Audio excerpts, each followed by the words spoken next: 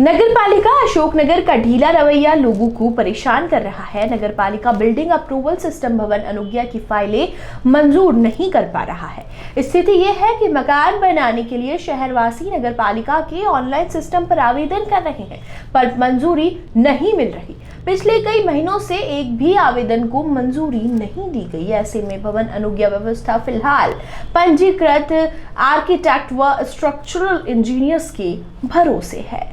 अशोकनगर की ward number 1 की Trilokpuri colony से विनोद रघुवंशी और कप्तान सिया ने भवन निर्माण की अनुमति के लिए करीब 3 माह पहले आवेदन दिया था, मगर उन्हें भवन निर्माण की अनुमति सिर्फ इसलिए नहीं दी गई क्योंकि वह कॉलोनी अवैध है। जबकि यहां के पार्षद सत्येंद्र यादव बताते हैं कि उन्होंने इस कॉलोनी में करोड़ों रुपए के कार्य स्वीकृत कराकर पूरा करा दिए। वहीं काफी संख्या में हितग्राहियों को प्रधानमंत्री आवास भी उन्होंने स्वीकृत कराए हैं। जब नगरपालिका करोड़ों रुपए के कार्य करा रही है तो फिर ये कॉलोनी अवैध कैसे हुई? 50-60 और स्वीकृत हैं, वो लगभग 2-4 दिन में डलने वाली है। टोटल कितने स्वीकृत हुए हैं? 250 प्रधानमंत्री आवास और सड़कों और उसके बाद सड़कों का तो ये मान चलो आप वार्ड नंबर 1 में पूरा कीचड़ था और इसमें लगभग पूरे मोहल्ले में हो गई, मात्र नीचे 2-4 गली बची हैं।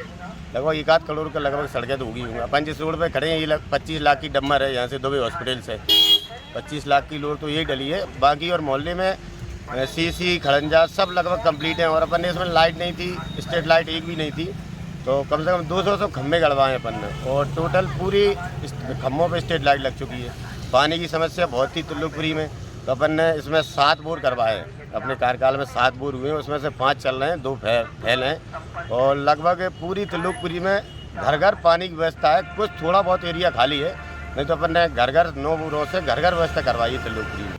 हैरानी की बात यह है कि जिन कॉलोनियों को अवैध मानकर नगरपालिका भवन अनुमति नहीं दे रही, उन्हीं कॉलोनियों में नगरपालिका द्वारा करोड़ों रुपए के कार्य तो किए जा रहे हैं। नगरपालिका द्वारा अनुमति नहीं दिए जाने से ये लोग परेशान हो रहे हैं जो बैंक से लोन लेकर भवन निर्माण कराना चाहते हैं, क्योंकि कोई भी बैंक बिना भवन निर्माण की अनुमति के लोन देने तैयार नहीं होती और वो लोग नगरपालिका के चक्कर लगाते रहते हैं। आपने नगर पालिका में भवन निर्माण के लिए परमिशन दी थी, परमिशन कब किया था आवेदन और अभी क्या स्थिति है, क्या स्टेटस है उसका? फरवरी में करी थी, अब वो उन्होंने निरस्त कर दी। क्या कारण से नहीं करी? ये बता रहे हैं कि अभी उसमें केस चल रहा है, उसका केस चल रहा है कोर्ट में कि अभी जो भी कॉलोनी वैध नहीं है उनकी परमिशन नहीं दे रहे। आप जिस कॉलोनी में रहते हो यहाँ पे इस कॉलोनियों में कई निर्माण कार्य भी नगर पालिका करा रही है, क्या क्या करा रही है? और रोड डले हैं नगर पालिका के, सीमेंट के रोड डले हुए। और क्या कराया? और बोर भी हुई हैं। आवेदन का अभी तक कुछ नहीं हुआ। मैंने अक्टूबर 2018 को आवेदन किया था, उनने बोल दिया था 1 महीने की प्रोसेस होती है, 1 महीने के बाद आपको परमिशन मिल जाएगी, लेकिन अभी तक नहीं मिली। 2 साल हो चुके हैं। क्या बोल देते हैं? जी बोल देते हैं कि देख लेते हैं 1-आध महीने बाद कहीं आ जाना मिल जाएगी, ऐसी कई बार मतलब अपन नगर पालिका घूमते रहते हैं, अभी तक मिली नहीं। तो किस कॉलोनी के लिए आपने आवेदन किया था? कौन सी? पूरी कॉलोनी है सुंदर। तो यहाँ पे नगर पालिका ने कुछ काम कराए?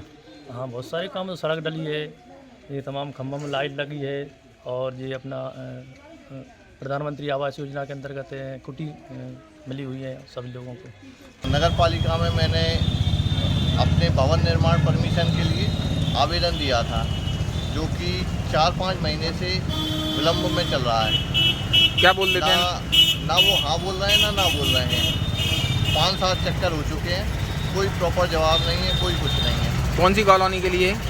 तुलसी कॉलोनी। तुलसी कॉलोनी में वहाँ पे नगर पालिका द्वारा कई सारे काम हो रहे हैं क्या? नगर पालिका की कुटियाँ बन रही हैं, रोड सैंक्शन हो रही है और तमाम सरकारी योजनाएं चल रही हैं। भवन निर्माण की अनुमति को सुगम बनाने के लिए शासन ने आवेदन प्रक्रिया को ऑनलाइन सिस्टम से जोड़ा, मगर यही प्रक्रिया लोगों के लिए मुसीबत बन रही है। निगम के हिसाब से जो कॉलोनी अवैध है उनमें कोई भी काम नगर पालिका द्वारा नहीं कराया जाना चाहिए, मगर लोगों की सुविधा के लिए नगर पालिका ने इन कॉलोनियों में सड़क, पानी, लाइट की व्यवस्था तो करा दी, जब इन्हीं कॉलोनियों के रहवासी भवन निर्माण की अनुमति के लिए आवेदन करते हैं तो उन्हें ठंडे बस्ते में डाल दिया जाता है और कुछ समय बाद उनको निरस्त कर दिया जाता है। मुख्य नगरपालिका अधिकारी की माने तो जो कॉलोनी वैध है उन्हीं में नगरपालिका काम करेगी, जो अवैध है वहां कोई काम नहीं करेगा। लेकिन पब्लिक की सुविधा के लिए उन कॉलोनियों में काम कराया जाता है। जब कॉलोनियां वैध हो जाएंगी तो भवन निर्माण की अनुमति दी जाएगी, अन्यथा नहीं दी जाएगी। वैध कॉलोनी में ही नगर पालिका काम करेगी, अवैध कॉलोनी में नहीं करेगी।